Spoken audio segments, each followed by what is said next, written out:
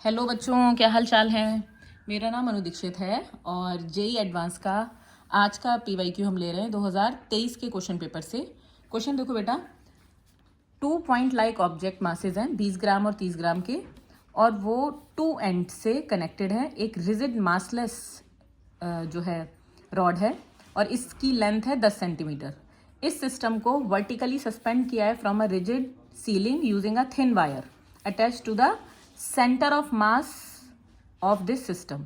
ये जो rigid ceiling है ये वायर है और ये जो वायर है इसके COM से कनेक्टेड है, ठीक है। और ये वाली जो रॉड है मासलेस है।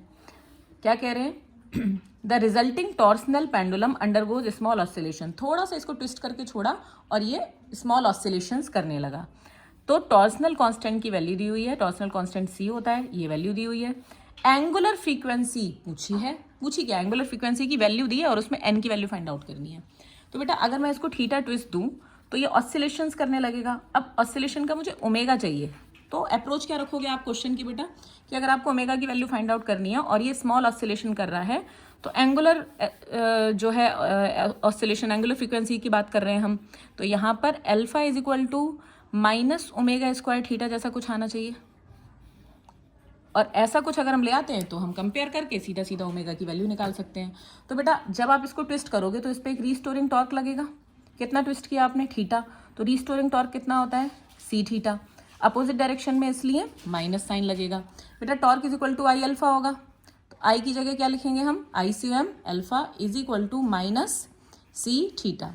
देखो अल्फा के फॉर्म में लाना है तो अल्फा एक तरफ कर लो, तो that is minus C upon ICOM into theta. तो ये जो वैल्यू हो गई, अगर हम इसको और इसको कंपेयर करें तो ओमेगा स्क्वायर की वैल्यू हो गई, तो omega square is equal to आ गया C अपॉन ICOM सिस्टम का। तो यहाँ पर ओमेगा इज इक्वल टू हो गया under root C by ICOM, ठीक है। अब C मुझे दिया हुआ है क्वेश्चन में, टॉर्सनल कांस्टेंट की वैल्यू ICOM और निकालने। तो बेटा ICOM कैसे निकलेगा? यहाँ पे देखो ICOM की वैल्यू हो जाएगी बेटा mr स्क्वायर, लेकिन यहाँ पे 2 पॉइंट मास सिस्टम है तो म्यू आर स्क्वायर। म्यू क्या होगा? यहाँ पे रिड्यूस मास। म्यू की वैल्यू 2 पॉइंट के लिए कितनी होगी? m1 m2 upon m1 plus m2 और इंटू आर स्क्वायर। रॉड की लेंथ कितनी दी हुई है? 10 सेंटीमीटर स्क्वायर। तो यहाँ पर ये आ जाएगा 30 और कितना है? 30 और 20 ग्राम है, तो 30 और 20 ये हो जाएगा 600 और नीचे हो जाएगा 50 और मल्टीप्लाई में 8 10 स्क्वायर। बेटा ये ग्राम में लगा रहे हैं और ये किस में लगा रही हूँ मैं? सेंटीमीटर स्क्वायर में, है ना। तो अब इसको चेंज करना पड़ेगा, तो ये कितना है? 0 से 0, ये आ गया 12 इंटू 10 की पावर 2। ग्राम को चेंज करो केजी में, 10 की पावर -3, और सेंटीमीटर स्क्वायर तो 10 की पावर -4। तो अब ये चेंज हो गया किलोग्राम मीटर स्क्वायर में। कितना आया बेटा? ये आ गया 1.2 इंटू 10 की पावर -4 किलोग्राम मीटर स्क्वायर, ठीक। ये आ गई बेटा ICOM की वैल्यू। अब ओमेगा की वैल्यू कितनी आ जाएगी? अंडर रूट C की वैल्यू दी हुई है 1.2 इंटू 10 की पावर -8 दी हुई है ना, ये दी हुई है, और अपॉन ये आया 1.2 इंटू 10 की पावर -4। तो ओमेगा की वैल्यू आ गई बेटा 10 की पावर -2 रेडियन पर सेकेंड। अब n की वैल्यू निकालनी है। ओमेगा दिया हुआ है हमें, देखो n इंटू 10 की पावर -3, और हमारा ओमेगा कितना आया बेटा? हमारा ओमेगा ये जो निकाला है हमने, ये आया है 10 की पावर -2। तो इसको हम कैसे लिख सकते हैं?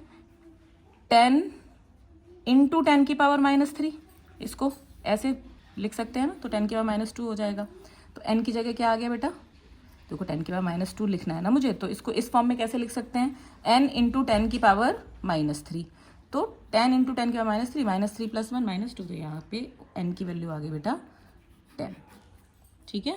आई होप आपको सवाल समझ में आ गया हो। आप लोग डेली प्रैक्टिस करते रहिए, कंसिस्टेंट रहिए। रोज़ पढ़ने का मन नहीं करेगा, ये वो टाइम होता है जिसमें गिव अप करने का मन करता है, बट गिव अप नहीं करना है। जैसा भी फील कर रहे हैं बस पढ़ते रहिए, डेली पढ़ते रहिए, ठीक है। All the very best.